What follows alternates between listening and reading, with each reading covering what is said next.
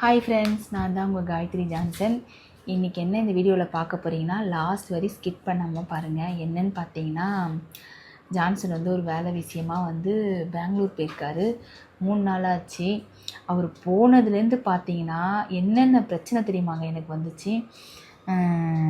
First நாள் வந்து bike repair ஆயிடுச்சு.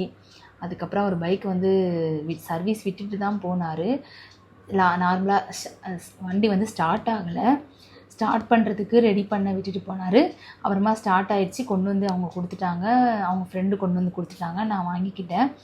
அதெல்லாம் கூட ஓகே சரின்னு சொல்லிட்டு அப்படியே வண்டி ஓட்டிகிட்டு போயிட்டுருந்தேன். இன்றைக்கி என்ன பார்த்திங்கன்னா, பசங்களை கூட்டிகிட்டு வரும்போது சடனாக வந்து வீட்டு பக்கத்தில் வரும்போது ஒரு வீட்டுக்கு வரத்துக்கு ஒரு நிமிஷம் ஆகும், 2 நிமிஷம் ஆகும்.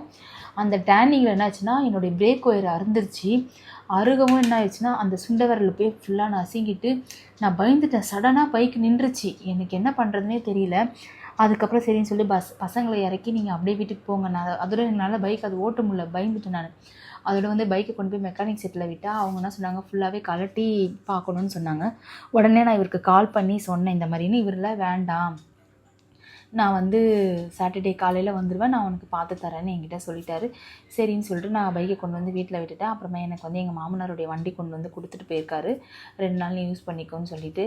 ஒருத்தவங்க இருக்கும்போது நம்ம வந்து அவங்கக்கிட்ட சண்டை போடும்போது என்ன சொல்கிறோம், நீ இல்லைனாலும் என்னால் பார்த்துக்க முடியும், பார்த்துக்கோ, சும்மாலாம் நீ அவர் ஒன்று என்ன சொல்லுவார்னா, நான் இல்லைனா உன்னால் பார்க்க முடியாது, நான் எங்கன்னா ஊருக்கு போயிட்டேன்னா உனக்கு கஷ்டம்னு சொல்லார். அதெல்லாம் பார்த்துப்பேன், என்ன ஸ்கூலுக்கு கூட்டிகிட்டு வர்றது நான் அதெல்லாம் ஒன்றும் பிரச்சனை இல்லை. ஆனால் உண்மையிலே என்னால் 3 நாளாக சுத்தமாக முடியலைங்க.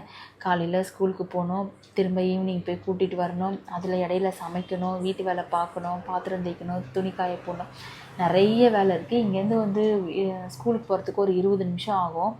20 நிமிஷம் வண்டியில் போயிட்டு வரத்துக்கு, எனக்கு 20 நிமிஷம் வண்டியில் போயிட்டு வரத்துக்கு, போகிறதுக்கு ஒரு 20 நிமிஷம், வரத்துக்கு ஒரு 20 நிமிஷம் ஆகும்.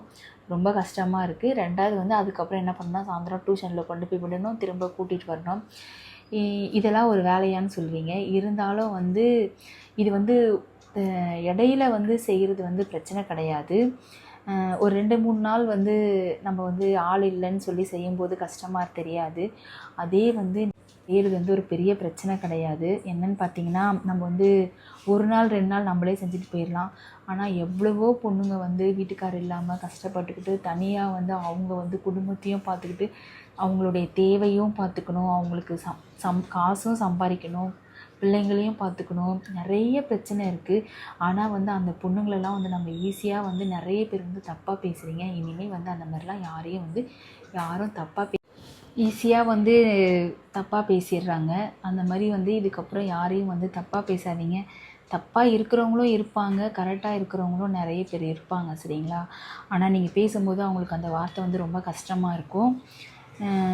என்னன்னு பார்த்தீங்கன்னா, தோணுச்சு, அதனால் சொன்னேன். ஏன்னா இந்த 3 நாள் வந்து எனக்கு எவ்வளோ கஷ்டமாக இருந்ததுன்றதை வந்து தனியாக இருக்கிறவங்களுக்கு வந்து ஐயோ அவங்க வீட்டுக்காரெலாம் இல்லாமல் அவங்களாம் எப்படி கஷ்டப்படுவாங்கன்றது நான் வந்து யோசித்ததுனால இந்த பதிவு பண்ணிக்கிறேன். வேறு ஒன்றும் இல்லை.